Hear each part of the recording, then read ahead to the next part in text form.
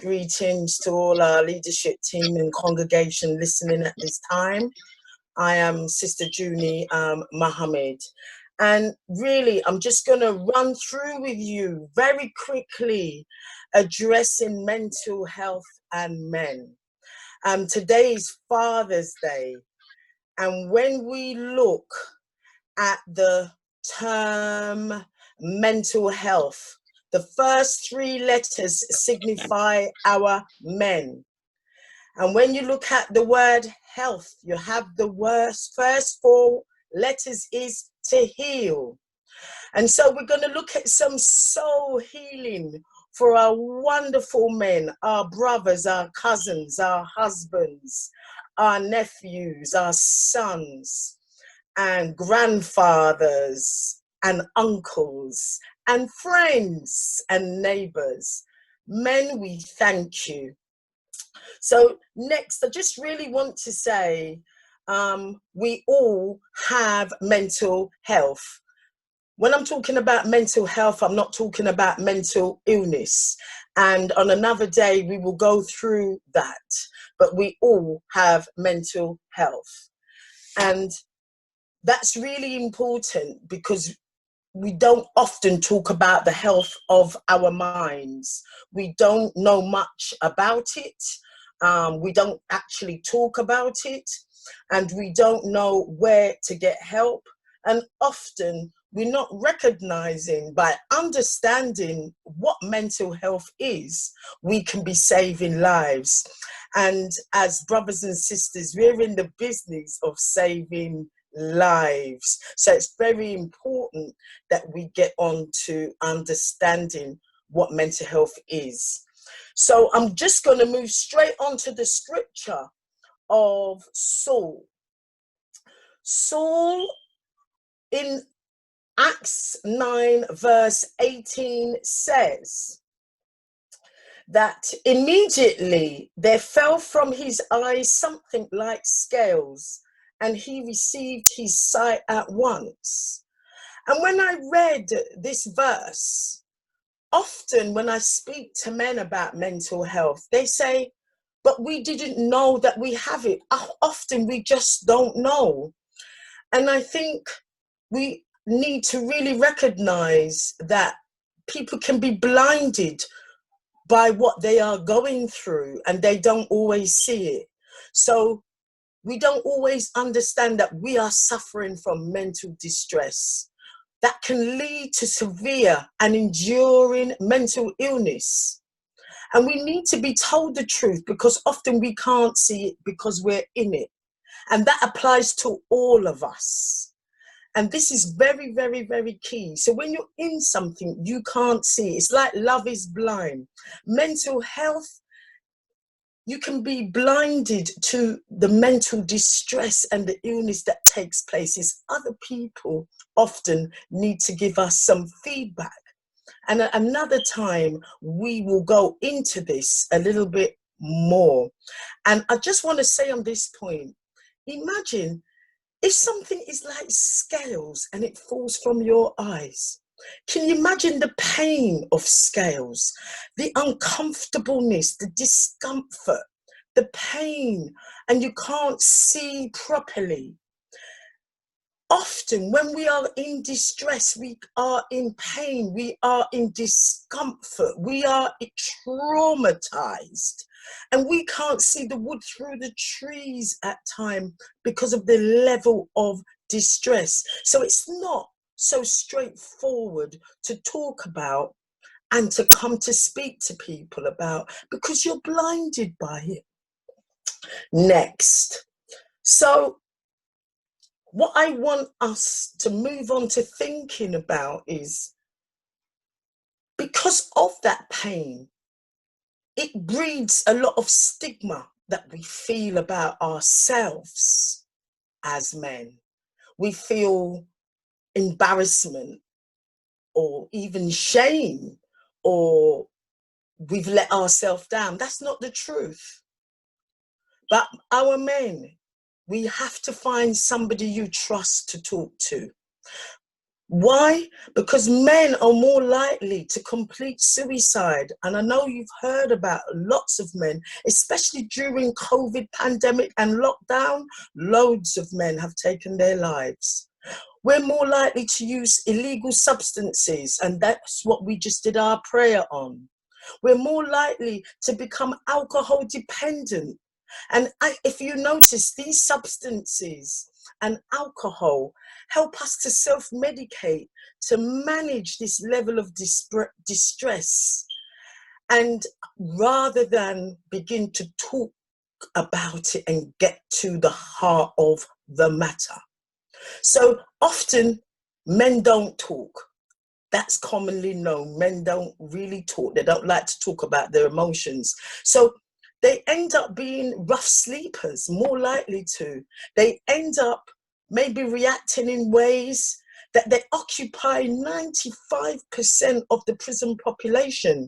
And if you go into that, I think over 2/3 of men in prison have 2 or more mental disorders. So it's things that have been going on a long time and not addressed. And men are more likely to go to the GP for a physical health condition, you know, like blood in their stools or pain in their chest, rather than for anxiety or low mood. And this is quite important, because how do you have the conversation about feeling anxious as a man? And we need to create safe spaces for men to be able to do this. And it needs to be a part of the training and the discipline of our men, that they get space to talk about how they feel and what's going on for them next. So really, as I focus on this word fear, stigma and discrimination stops us from speaking up. And that's really about fear. Fear of exposure. We don't like nobody to know our business.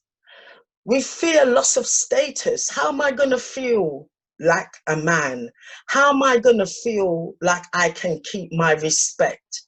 I don't want anybody to think that I'm weak for being ill. I don't want to fear that loss of control and give myself up to other people. And most of all, we fear rejection and disappointment. Most of the men that end up in our psychiatric services, you will find that they were rejected at school. They were rejected in their peer groups. They were rejected in their relationships. They were rejected in their families. And they experience one disappointment and letdown after the other. And that is why I spoke about men and their families, because it's the family that secures the men. It's important that our men see their family as a place of refuge and that they can secure themselves. Because often when we are treated badly, where do you come to? You have to come to the family home and the family of the congregation, your family of your brethren, and it's very important that we understand these things. So these again are big topics that we will break them down bit by bit next. So what can we do? The key thing is we need to be able to create safe spaces that men can talk and be listened to non-judgmentally. We fear being judged. None of us like to be judged. So we have to practice how to listen non-judgmentally. We can find out what the person thinks will help. If they don't know, find out together and enable them to choose. Do not choose for people. Let them be a part of what they feel will help their situation. Ask, are you all right? How are you doing? Create a conversation and show interest.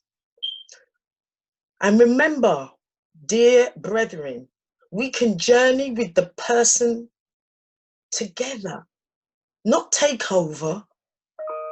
It's like the story of Job, where his friends came to find out where he was. And when they saw that his face had ashen and he was wearing sackcloth, they too ashen their faces, and they sat with him. They didn't know what to say because they could see the distress, but they could sit with him. And learning to sit and be with people when they're in distress, when they are distressed, we can just learn to be. You might not have anything to say, but giving somebody comfort and time to be with them may be all that they need. And we can give hope and reassurance. And if symptoms persist, seek professional and appropriate help. Don't let it go on for too long, because when something takes the root, it's difficult to deal with. Next. And really, lastly, just to say, for all of us, guard our minds, sleep well, create good hygiene, eat well, eat for overall health and well-being, exercise regularly, get your body system working, do things you enjoy that feed your spirit and make you feel uplifted. Take part in group activities, find your expression. I'm talking about finding your voice, your way of saying what's going on inside of you, writing music, art, drama, sport, spoken word, setting up a business, whatever it is. Next. And lastly,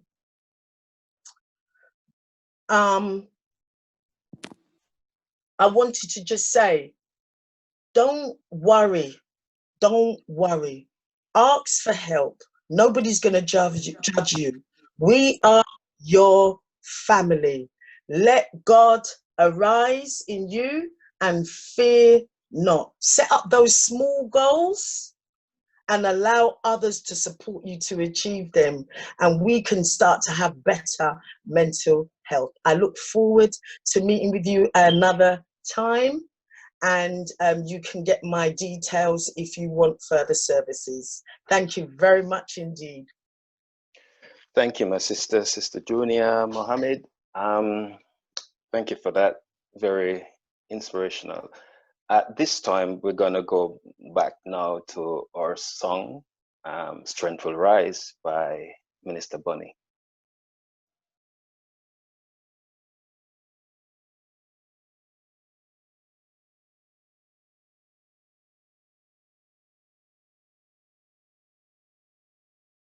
Okay, so this song we're going to do now, it talks about strength that will arise only from the Lord.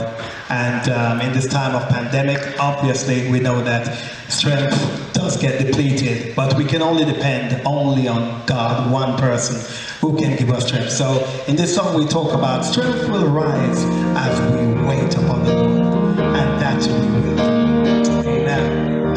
So sing with us, clap your hands, stomp your feet, clap your tambourines. Let's see where we go.